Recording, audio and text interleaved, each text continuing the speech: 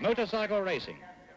This is the magnet which year after year draws countless thousands of spectators to circuits all over the world. And this is Solitude, scene of the German Grand Prix, one of the classic events counting towards the World Championships. Here you will find the big-time international riders. Men like Rhodesian Gary Hocking, MV Works team rider, after barely 2 seasons of European racing on private entries. New Zealander John Hempelman on an MZ 2-stroke. Japan's Kunimitsu Takahashi on one of the fabulous Honda 4s. And Jim Redman, also a Rhodesian and also on a Honda. In every crowd you will find thousands of youngsters who, perhaps like you, would like to become the Hockings of tomorrow.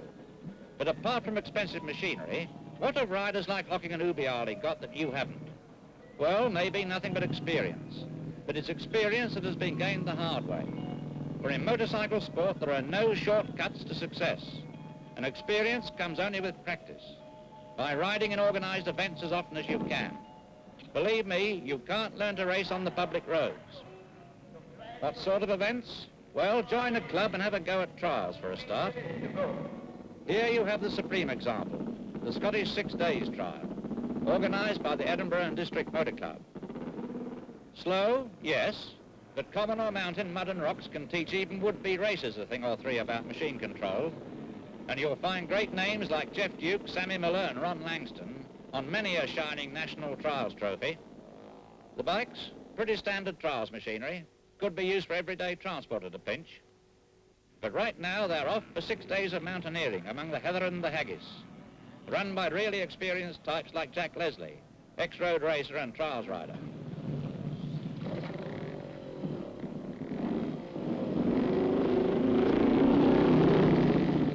Trials are run in sections, and this one, Glen Ogle, is pretty easy, provided you've a vernier gauge throttle wrist and a well-balanced personality. Triumph teams to Artie Ratcliffe, a master of throttle control on the difficult section. And here's Artie's teammate, Roy Peplow, an ex-sign rider who won the Scottish in '59. How's that for bottom-end talk?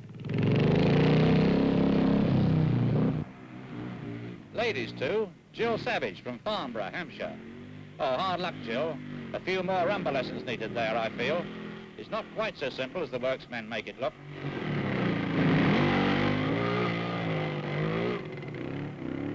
But let's move on to something much more difficult now, at Grey Mare's Ridge. This'll sort some of them out. Throttle control, balance, path picking.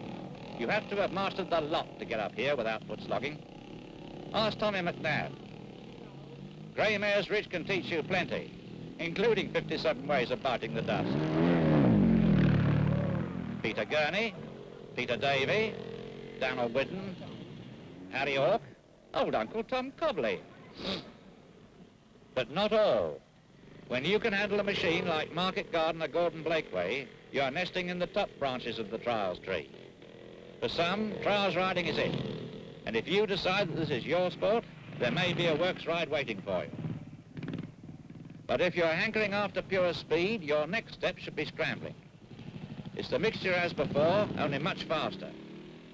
So over to the British Motocross Grand Prix at Hawkston Park to see what the world's finest rough riders have to teach us. Sten Lundin and Lars Gustafsson of Sweden on Monarchs. Don Rickman and his Matisse, whose engine started life as a standard Triumph Tiger 100. And BSA pilot Remy Julien from France. 25 stars from 7 European countries, ready to do battle for World Championship points on a course parched for lack of rain and played out through overuse. Here they come to line up, engines running in front of the elastic starting tape. Lightning reflexes mean everything in clutch starts like this.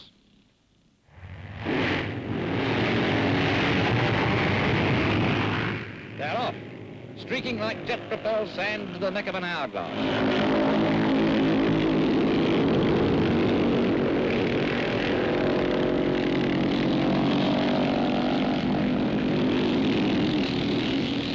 Too late to study form now, chaps. The leaders have already snatched a terrific advantage over the backmarkers. And championship runner-up Bill Nilsson of Sweden hurls his Husqvarna ahead of Derek Rickman's Matisse as they storm Hawkston's 1 in 3 hill, with Don Rickman hard after them. leaving the rest to find their way by faith, hope and astronavigation. Luckily, conditions aren't usually so bad, even in championship events.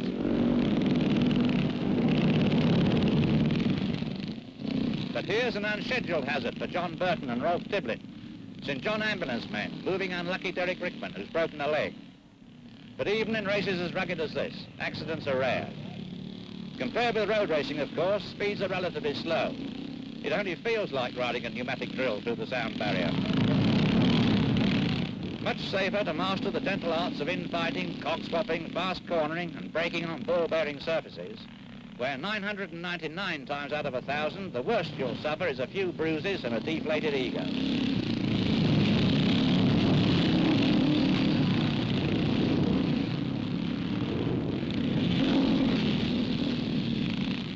Even with a Matisse, many a road racer would have got off and walked round there. But Don Rickman's lying second, ahead of PSA's Arthur Lampkin and champion Sten Lundin. Sorry about my dusty, I can't stop now. And Gunnar Johansson of Sweden leads Belgians Roger van der Becken through the sandpits, fighting to catch Lundin. Now, battling Bill Nilsson has built up nearly a minute's lead, and that with what's basically an engine destined for a Swedish Army scrappy. That's another advantage of scrambling. Relatively standard machinery can be tuned to concert pitch, if you've got the right brand of breath. And even new models are far cheaper than racers, besides being much less prone to develop expensive noises, provided you fit an efficient air filter, just as well in the circumstances.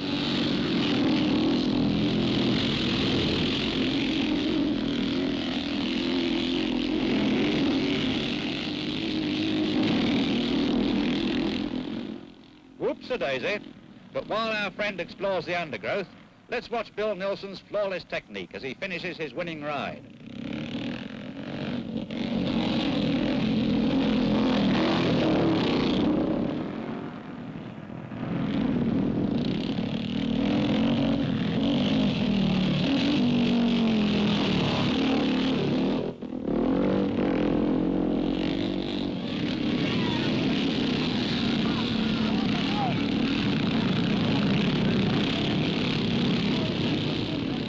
How's that for mastery of man over machine?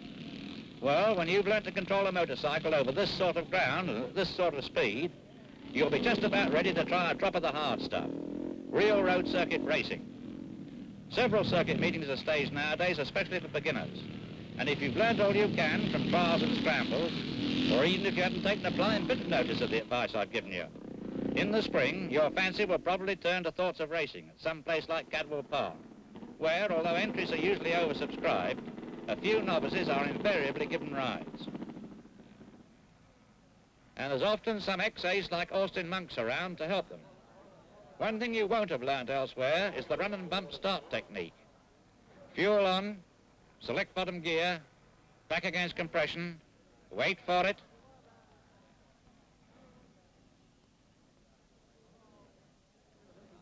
heave away, drop the clutch and you're off, sooner or later.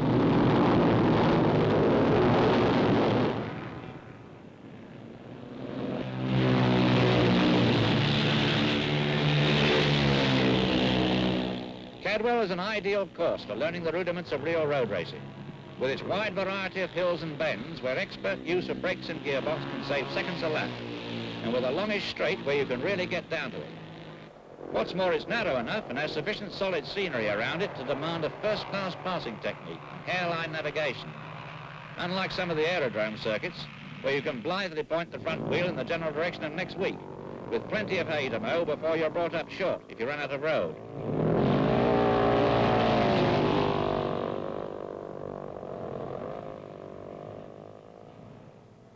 Cadwell packs all its charms into 1.3 miles, or sometimes a shade more.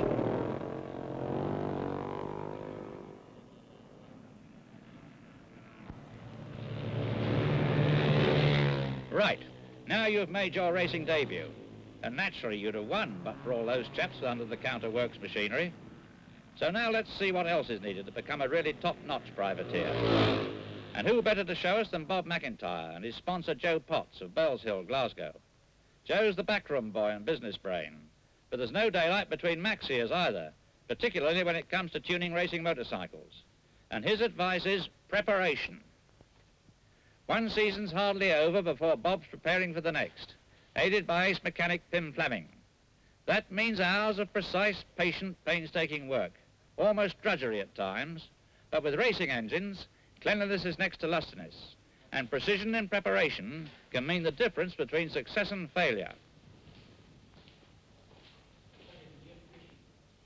Few riders enjoy Bob's first-class facilities like that Heenan and Froud test brake, but fewer still could use them, or have earned them as Mac has since his debut as a clubman in 1951. And he has all the inborn engineering ability so typical of the Scots. With the aid of the test brake, he reckons to be able to tune his AJS and Norton engines to suit any circuit you like to mention. All winter and much of the summer too, you'll find him hard at it, squeezing every ounce of latent power out of his singles, checking and rechecking their performance.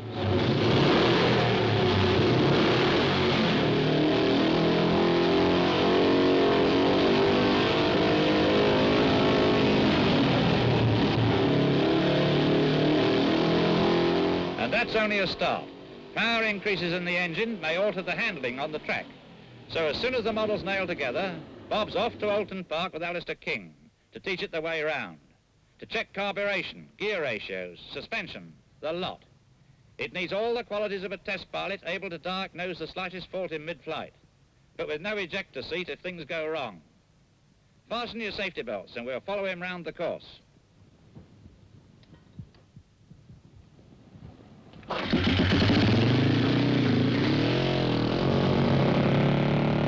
It's up into second for Old Hall Corner.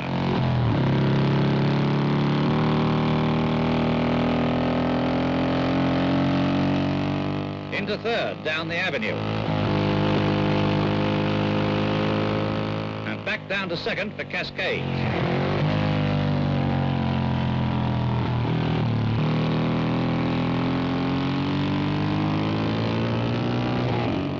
It needs a special line in chins to withstand this sort of treatment. And what's more, there's never a square inch of McIntyre in the breeze a split second longer than need be. Into third, past the island.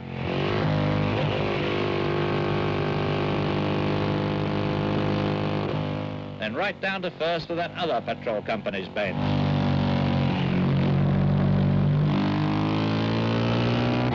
Up through the gears again until Mac's in top at the brow of the hill.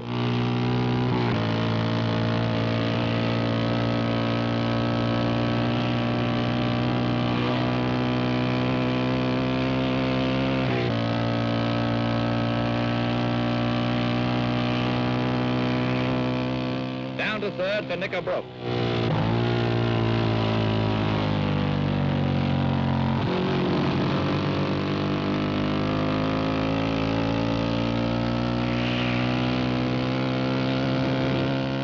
Then up to top again, before changing down to second for Druids.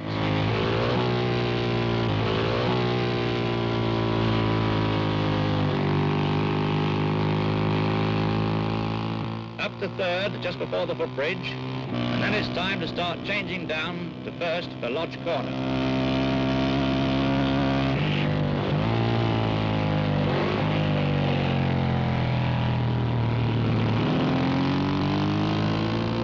Bob's ending his first lap now, so how would you like to have a go yourself? Keep an eye on the rev counter. Don't go above 8,000 in any gear.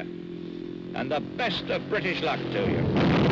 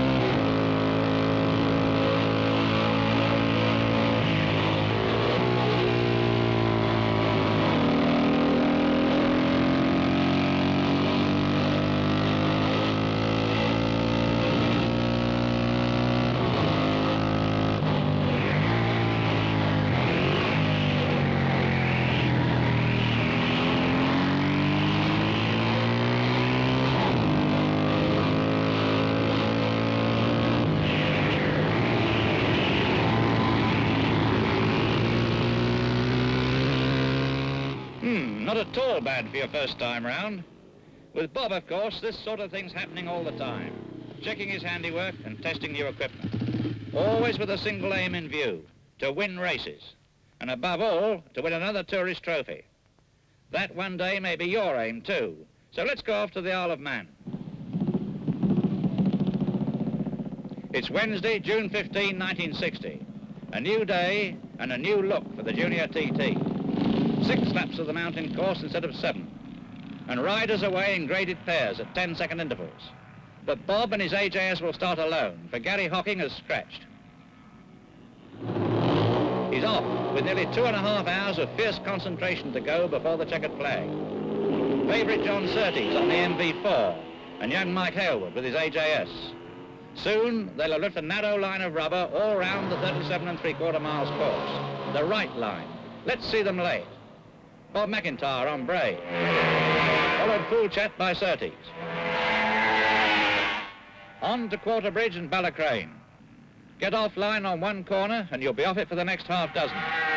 But there's nothing wrong with Surtees' line at Ballacrane. Mac streaks down from Bagarrow, doing about 130 there. And here's John Hartle, already ahead of Derek Minter's Norton.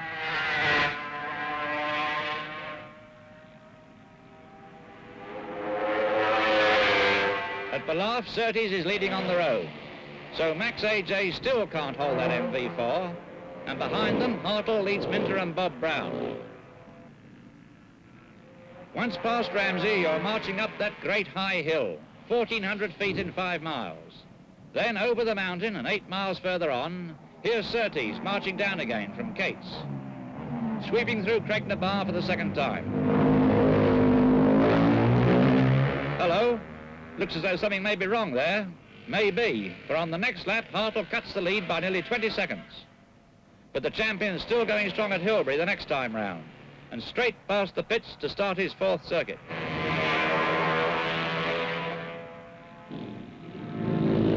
Yes, Surtees still leads, but he's slowing.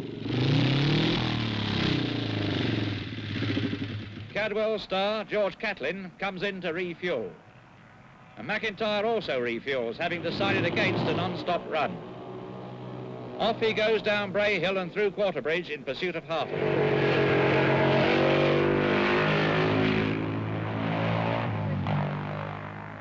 And at Braddon, Hartle's already made up another second or so on Surtees. Now watch the lines through Ramsey. John Hartle and Bob McIntyre.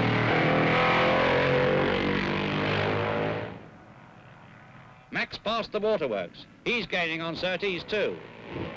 And round the gooseneck. Braking and gear changing perfectly coordinated. Not a split second wasted. That's the perfection of unending practice. And here's neat work by John Lewis and Eddie Crooks on Governor's Awkward Camber. Good for them. But not for John Surtees. That signal means gremlins in the gearbox, which are going to cost him the race. Last lap, and Hartle's now firmly in the lead. At Solby, Bob's overhauling the champ. Can he catch him? Surtees' MV's flagging now. But watch his impeccable style at the Ramsey hairpin. No, Mac can't do it. He's nearly 20 seconds behind Surtees as he lines up Hilbury for the last time.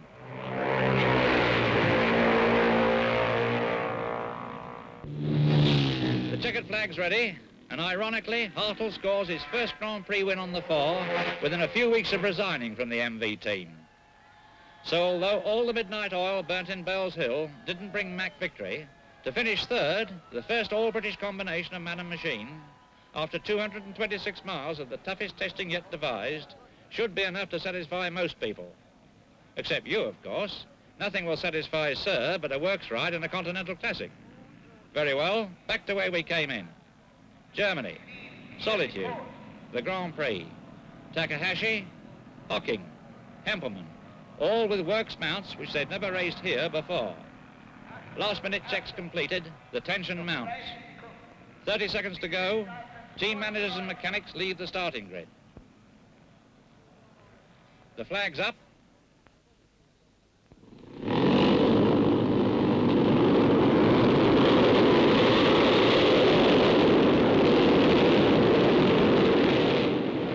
Hocking streaks into the lead. I shouldn't wonder if he learnt that dodge from Surtees.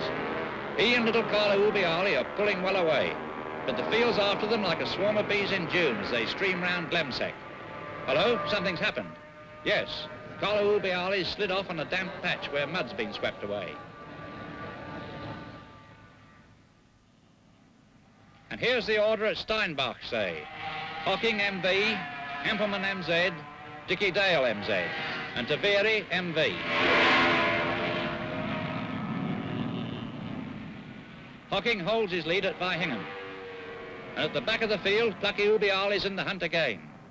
Windscreen hole, and his left megaphone wearing a distinctly injured expression. Here come the leaders through Sandberg. Order as before.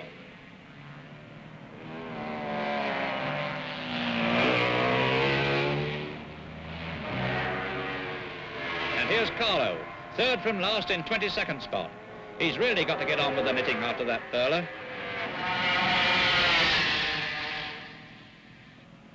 Gary's still romping away like a bankrupt from the bailiffs. He's already built up a 150-yard lead over his pursuers.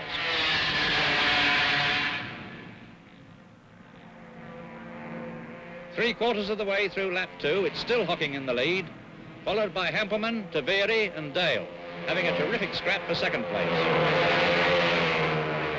And Ubiali's already snatched back another 8 places to slip into 14th position. The race roars on. MV team manager Nello Pagani's keeping a watchful eye on things, and none better able to plot race strategy than this ex-Gutsi race. 18 seconds lead, that's clear enough. But Honda's Oriental hieroglyphics bespoke the opposition. 6 laps gone now. Hempelmann, Taveri and Dale are almost riding one another's machines at Weihingham in the tear-up for second place. And now Ubiali's opened up all the stops in a determined effort to move up into 6th berth. Watch Tanaka and Takahashi glance anxiously over their shoulders as Carlo closes the gap. Discounting Hocking, at the start of lap 7, it's now Dale, Hempelmann and Taveri in 2nd, 3rd and 4th places. And Ubiali is now in 6th place. Hempelmann, Taveri, Dale. And Ubiali is closing in on them rapidly. Now Dale has taken over from Taveri and is chasing Hempelmann. But never say die, Carlo has them in his sights at last. All 3 dicing furiously.